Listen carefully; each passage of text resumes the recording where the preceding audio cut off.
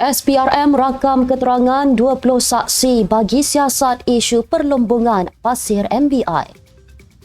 KKM keluarkan 98,000 notis kompaun bagi kesalahan merokok di tempat larangan. Saifuddin Nasution tegaskan, pembekuan permohonan kuota penggajian pekerja asing diteruskan. Wanita MCA tuntut parti politik larang pemimpin main isu perkauman dan tunggang agama.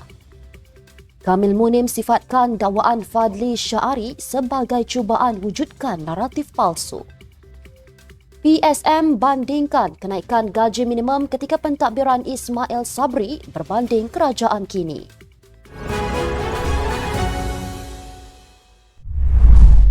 Bismillahirrahmanirrahim. Assalamualaikum dan salam Malaysia Madani. Bersama saya Mirakilah dalam Netstep News edisi petang.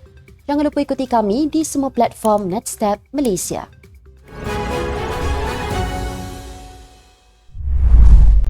Suruhanjaya Pencegahan Rasuah Malaysia SPRM memanggil sekurang-kurangnya 20 saksi bagi membantu siasatan isu perlombongan pasir Syarikat Menteri Besar Selangor Pemerbadanan atau MBI.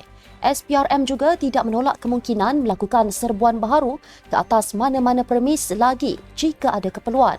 Menurut Ketua Pesuruhjaya Tan Sri Azam Baki, pegawai penyiasat sedang giat menjalankan siasatan dari segenap aspek bagi mendapatkan bukti berkaitan kes itu. Katanya mana-mana tempat yang mempunyai barang bukti menjadi tugas kepada pegawai penyiasat untuk mencari bukti berkenaan. Sebelum ini, Azam tidak menolak ahli politik terkait akan dipanggil pihaknya bagi siasatan lanjut. Kementerian Kesihatan Malaysia KKM mengeluarkan 98,054 notis melibatkan nilai kompaun 24.5 juta ringgit dalam tempoh 9 bulan tahun ini bagi kesalahan merokok di tempat larangan. Menterinya Zulkifli Ahmad berkata angka berkenaan meningkat berbanding bilangan notis dikeluarkan sepanjang tahun lalu 96,127 dengan nilai kompaun 24 juta ringgit. Zulkifli berkata sekiranya penguatkuasaan peraturan /11 Peraturan Kawalan Hasil Tembakau 2004 diteruskan hingga hujung 2024, pihaknya menjangkakan lebih 130,000 notis melibatkan nilai kompaun 32 juta ringgit dikeluarkan. Bagaimanapun, Peraturan Kawalan Produk Tembakau di bawah PPKHT kini digantikan dengan Akta 852. Ditanya sama ada anggota penguatkuasa berhadapan ancaman ketika melakukan operasi, Zulkifli mengakui perkara tersebut berlaku namun ditangani dengan baik. Sementara itu, KKM dalam kenyataan memaklumkan operasi mega bersepadu peringkat negeri telah bermula 11 Oktober lepas, antara lain bertujuan membendung penjualan, pembelian serta penggunaan produk tembakau termasuk rokok elektronik terutama dalam kalangan orang belum dewasa. Menteri Dalam Negeri Datuk Seri Saifuddin Nasution Ismail berkata, pembekuan permohonan kuota penggajian pekerja asing diteruskan sehingga suatu tarikh yang akan dimaklumkan kelak. Kata beliau, hal ini memandangkan jumlah pekerja asing dalam negara setakat 15 September lepas didapati menghampiri jumlah siling yang ditetapkan. Saifuddin menjelaskan jumlah pekerja asing dalam negara dipandu oleh ketetapan Kementerian Ekonomi dalam rancangan Malaysia ke-12 iaitu sebanyak 15% daripada keseluruhan guna tenaga kerja dalam negara. Walau bagaimanapun, tempoh pendaftaran program rekalibrasi tenaga kerja 2.0 telah tamat pada 31 Disember 2023. Disebabkan itu, kerajaan tidak mempunyai perancangan untuk melaksanakan program pemutihan baru pada masa akan datang. Mesyuarat Agung Tahunan AGM ke-49 Pergerakan Wanita MCA hari ini meluluskan 5 resolusi merangkumi hal ehwal parti, politik, ekonomi, pendidikan dan dasar negara. Ketetapan itu diluluskan 843 perwakilan yang menghadiri AGM berlangsung di Wisma MCA di Kuala Lumpur selepas dibahaskan oleh 10 perwakilan dari 10 negeri. Resolusi itu antara lain menuntut sepenuhnya pelaksanaan langkah-langkah pembaharuan parti sebagai persiapan menghadapi pilihan raya umum selain meneruskan peranan MCA sebagai semak dan imbang bagi kerajaan. wanita MCA turut menuntut semua parti politik melarang pemimpin dan juga ahli masing-masing daripada memainkan isu perkauman dan menunggang agama untuk menghasut masyarakat serta mengancam keharmonian selain menggesa kerajaan menangani masalah kekurangan guru di sekolah dan memperhalusi isu hak kewarganegaraan. Sebelum itu, Ketua Wanita MCA, Datuk Wong Yau Fong dalam ucapannya berkata, Malaysia masih memerlukan lebih banyak usaha untuk mencapai kesaksamaan gender. Beliau berkata kejayaan pindaan Perlembagaan Persekutuan Berkenaan Kewarganegaraan yang diluluskan Dewan Rakyat baru-baru ini disifatkan satu langkah penting yang membolehkan ibu dan bapa mempunyai hak yang sama untuk mewariskan kewarganegaraan Malaysia kepada anak-anak mereka. Dakwaan Ketua Penerangan PAS Ahmad Fadli Syahari berhubung cadangan kerajaan melaksanakan penyasaran subsidi petrol RON 95 pada pertengahan tahun depan dilihat sebagai cubaan mewujudkan naratif palsu bagi mengelirukan rakyat.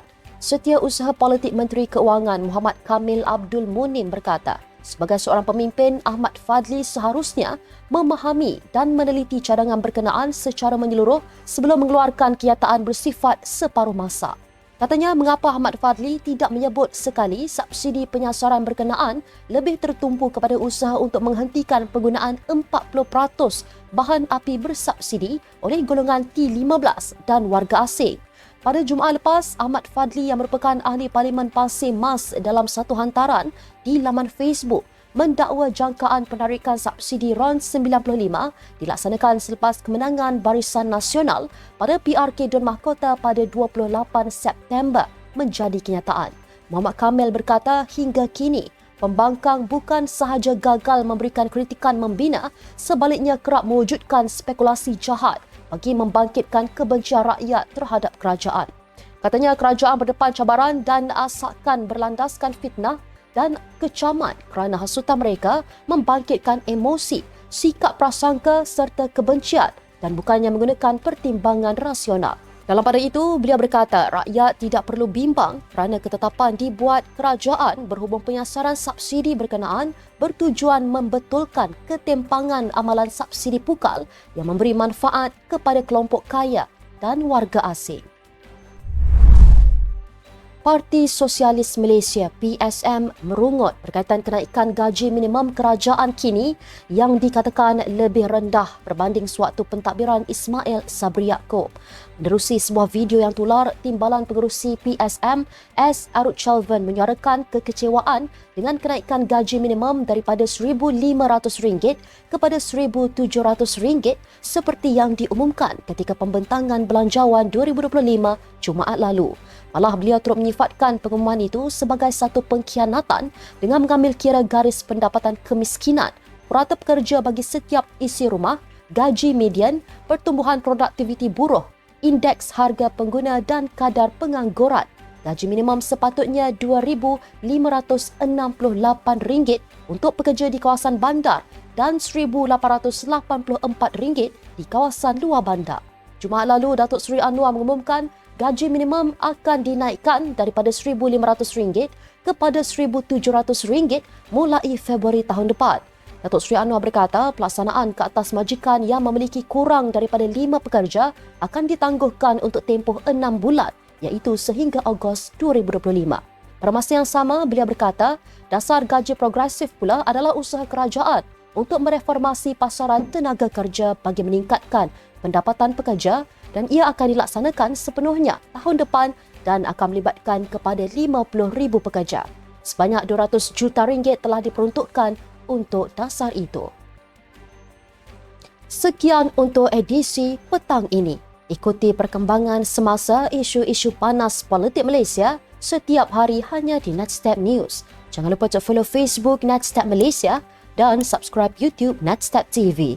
Netstab Malaysia bersama melangkah dengan yakin. Saya Mira Kilau, Assalamualaikum dan salam sejahtera.